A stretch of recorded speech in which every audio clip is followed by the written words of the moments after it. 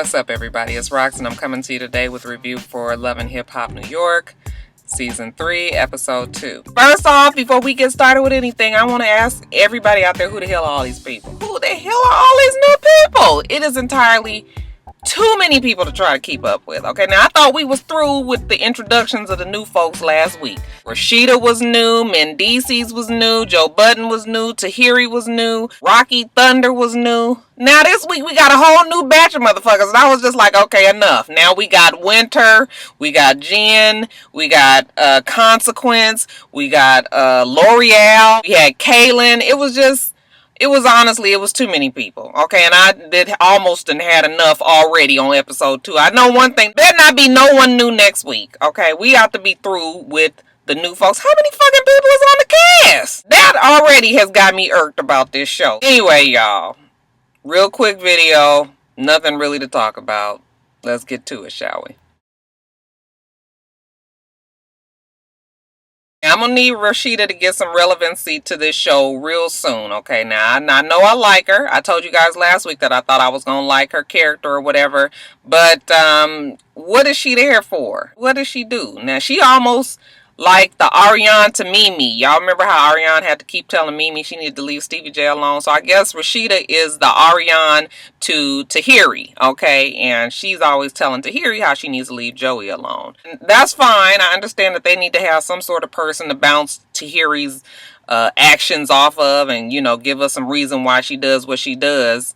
So I guess Rashida's sort of like her conscience or whatever. But yeah, I just know I'm gonna need Rashida to have a bigger reason to be there than just to talk to Tahiri. Because if that's the case, why does she have a featured spot on the show? Ariane didn't have a featured spot, and I don't even think Ariane is coming back next season because they ain't said nothing else about old girl. Nothing else really with Rashida. This new girl, Jen, I'm telling you guys already that she gets on my nerves. I couldn't even really figure out what she said she did. Did she say that she was a blogger or that she was a journalist or something? Evidently, whatever she was, she's not anymore. She is now a stay-at-home mom, and she is the girlfriend to Consequence. Now, y'all know Consequence. I don't really remember what he sang or rapped or whatever. But evidently, Consequence done did a whole lot with a whole bunch of people and has been pretty successful doing so. So, Consequence and Jen's story is that Consequence supposedly was really upset with the fact that she worked all the time and used to tell her that she needed to stay at home, that she needed to quit. And I guess she didn't really have to go on and quit her job because they ended up firing her ass. Okay, so he got what he wanted. The girl is at home, and I guess they have a 1-year-old baby. Consequence is very, how shall we say this? Consequence is frugal, okay, and he is very conscious of the dollar. He does not like to supposedly give money that she's always asking for. Jen's whole thing is, I'm at home, you wanted me to be a stay-at-home mom, that's what I'm doing, you have the money, I don't understand why you don't just let me spend it. Consequence is like, well, that's the whole thing, is my money, me, mine, my, not ours, okay? They not even married.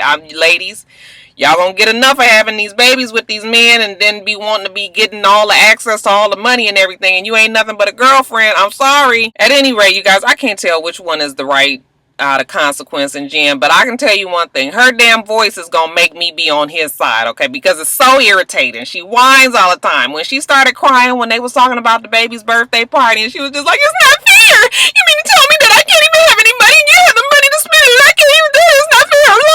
Girl, you gonna have to get on up out of here with that. I know that I can't listen to that in the whole season. I was thinking to myself, like, I know what he did with just a little bit of that damn budget anyway. That motherfucker spent it on them big ass teeth. I was like, damn. Did y'all see? It was just gums and teeth. They was real big and hunked out like this. I was just like, They must have charged him per tooth. So, all that being said, I guess Jen is contemplating going back to work. Jen goes to lunch with her girlfriend, Winter. And right off the bat, y'all, I wasn't really too fond of Winter either, okay? Winter was too comfortable with being the industry hoe. That's fine. I know that you got to own up to your title and everything, but damn, okay? She was just like, I know all of the rappers. I've worked with all the rappers. I've slept with all the rappers. I know all the rappers' kids, their wives, their girlfriends, their jump offs. I was just like, okay, girl, I guess so. I mean, she was real proud of that title. And Winter was doing the most, okay? Now, Winter, I guess she got a little bit of journalism in her as well because she's about to write a tell-all book. I hear that the book is supposed supposed to be a lot about Fabulous, and she told us that it's going to be a lot about Jadakiss. Okay, so that's, the main points, tell all of sex and escapades and everything else that she had with them. Just what I wanted to know. Fuck, that was at the top of my list, wanting to know what the hell Jadakiss did in the bedroom. Rocky wants to get to the bottom of why Joey treated her the way he did at his birthday pool party. Okay, so Joey is having he looks like he's having like some sort of rehearsal or sound check at some place that maybe he's got a gig at or something. And she shows up there. He's got his calm, deep voice. When you were at the house, you were really making it difficult. And you just kept pushing that Tahiri and kept pushing that Tahiri. Where did that come from? And Rocky was just like, I don't understand why you always got to put on your cape and save a hoe, okay? You guys, you just gonna keep on continuously coming for Tahiri, and it's really annoying, okay? I wasn't doing anything that she wasn't doing to me. Well, Tahiri is like the closest thing to a wife that I've ever had, and I'm always going to come for her. I guess Joe feels that he needs to make it right with Tahiri. I don't really know why, okay? He was just like, real talk. The reason why I really did throw you out of the house is because Tahiri was gonna fuck you up. Okay, so I was really trying to protect you, and that just set Rocky off. Okay, so they get the arguing back and forth. Joe Budden goes from 0 to 60 in like this. You could just see the crazy come out. The crazy light flicked up, okay? And I was just like, okay. That was that same crazy light that we used to talk about with Stevie J, remember? He just started screaming and yelling at her, and I was almost afraid for her. I was like, girl, you better back up. You better backs up, okay? And I think that she... Mama ain't raised no dummy.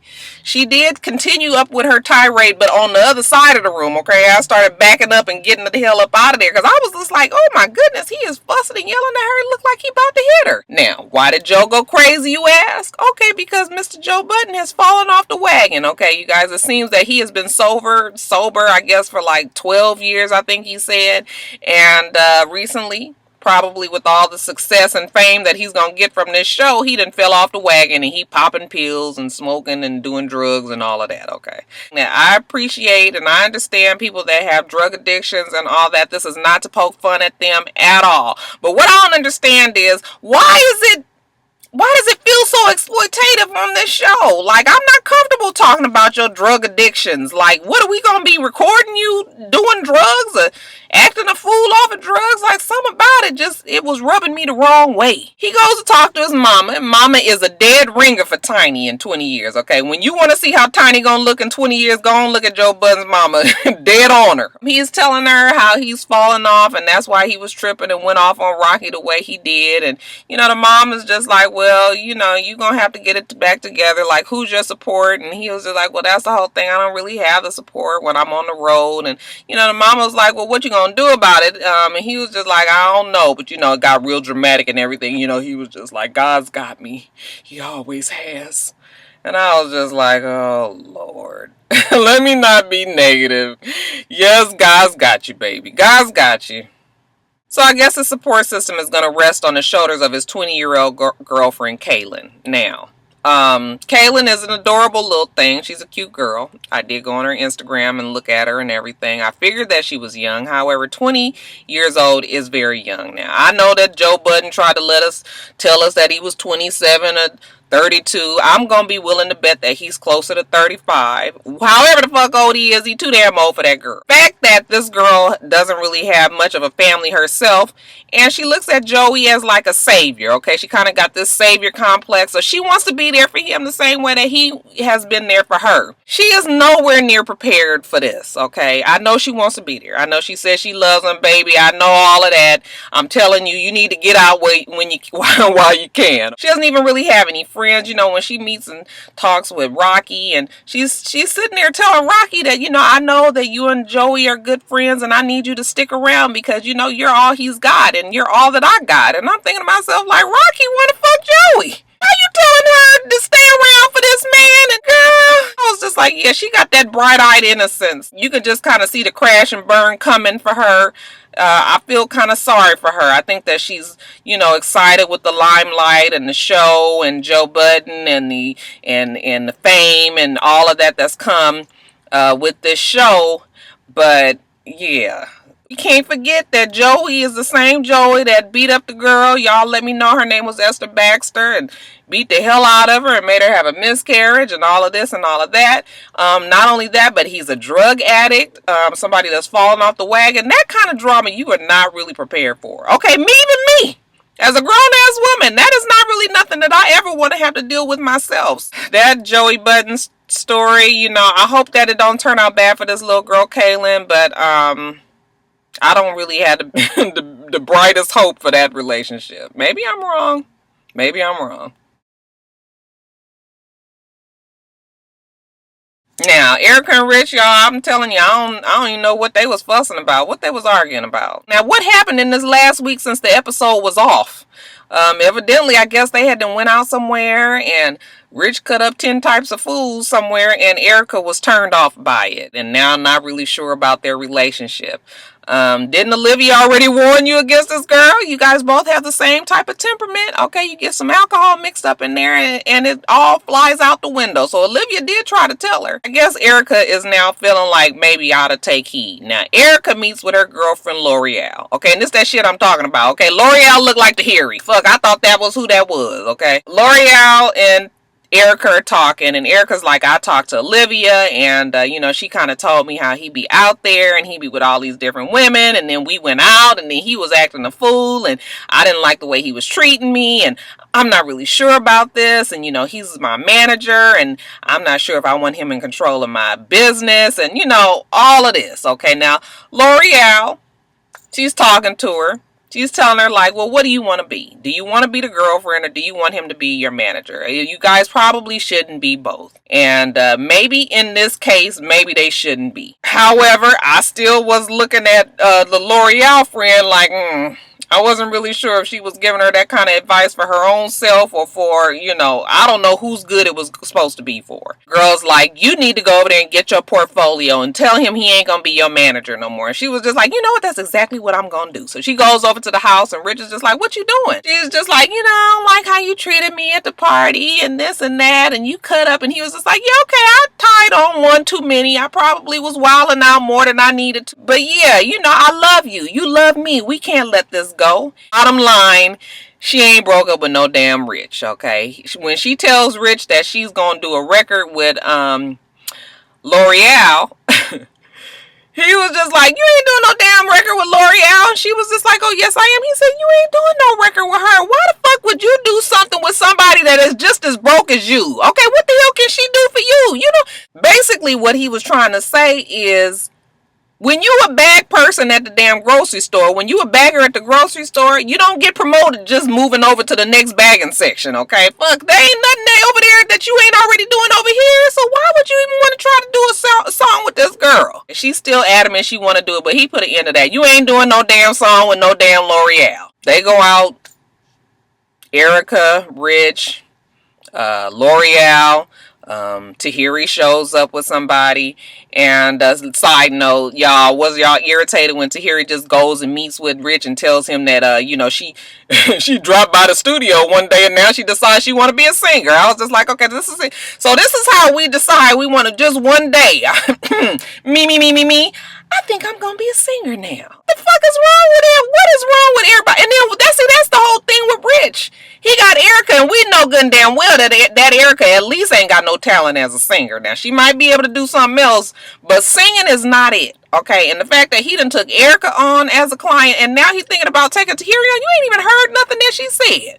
But you just all like, okay, I'm gonna do that. I'm gonna represent you. I was just like, Lord, I can't take it. Fuck, I'm about to make an album also. So, but anyway, getting back to the night out. So they're at the bar, and everybody's drinking and everything. You can tell Rich has had a little bit too much to drink. He kind of got that old wobbly drunk head.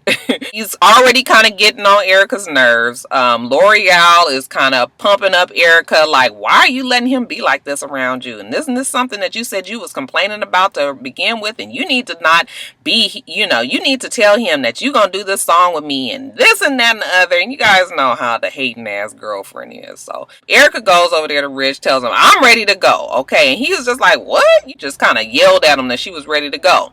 Well, Rich is like, don't talk to me like that, yo. I'm not that dude, yo. Don't approach me like that, yo. I was like, fuck, how many times they gonna say yo? That goddamn New York lingo, y'all. So, you know, they get outside and it's just a whole bunch of foolishness, a whole bunch of reality, scripted, arguing, fighting, you know, the same shit that we done seen. Okay, so they get out there, they arguing. Erica gets hyped up to the point where I guess L'Oreal can't take it no more. Okay, so she's trying to tell her to calm down. And you know, Erica at this point, she's not calming down now. Okay, and L'Oreal, this is just like, well, what you gonna do? I mean, you need to calm down. Like, what you gonna kick him in the head like you did your baby daddy? Lord, why she say that? It was unnecessary, had nothing to do with nothing. I think L'Oreal was trying to push her buttons at that time, and that's exactly what she did. Of course, Erica takes it to a whole nother level. Now she gonna fight L'Oreal when they was just friends 15 minutes ago. See, that's one of them fucking fighting drunks. Remember I was telling you about I got a friend like that? Them the kind of ones that you got to be like, bitch. Erica is just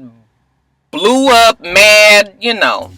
That's it, y'all. It's just, I don't know. I want this show to get better, and I want it to get better fast.